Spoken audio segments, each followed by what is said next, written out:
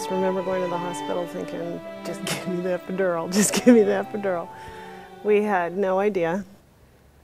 It was probably the happiest and scariest moment of my life. The happiest because I've never been a dad before. And the scariest is Dalton was not moving, he was not breathing. Basically a blue baby. He wasn't breathing and he didn't have a heartbeat, and so we thought there could be problems, and there were. And then we had Brenna, and I knew the moment I saw her, I had never seen anybody with Down syndrome. I had never interacted with anybody. Dalton was born with cerebral palsy, although we didn't know it at the time.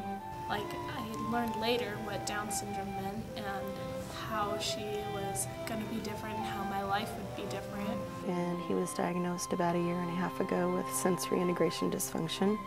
And he's diagnosed with autism, high functioning. When we first got the diagnosis, there's a lot of concern. Everything was upside down, completely upside down. Early on when we were coming to Trinity, he didn't like wearing clothes, so that was a little awkward. You worry too about how friends are going to view it, how the church is going to deal with it, and you're going under a lot of stress. I think the most challenging and difficult part for me is when, first of all, when I hear of a family who doesn't come to church at all because they have a child with a disability.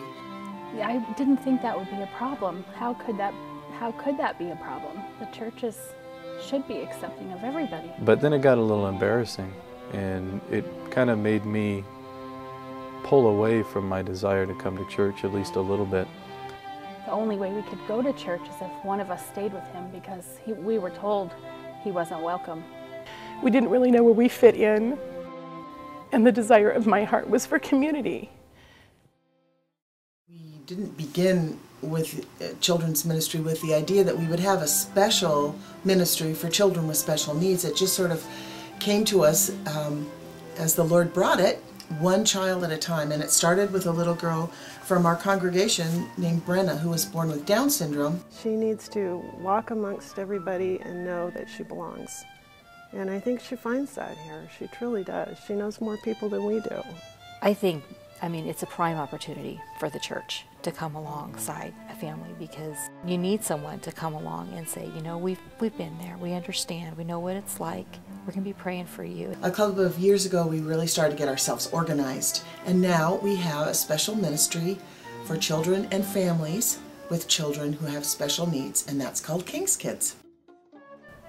Well, he needs help with everything. Ryan is going to need somebody to shadow him in the classroom. I want him to be able to attend his classes, his worship services, so he can experience God's love. Our goal in that is to get to know them. We then do our best to find a buddy or a shadow, someone that can go with that child to their class.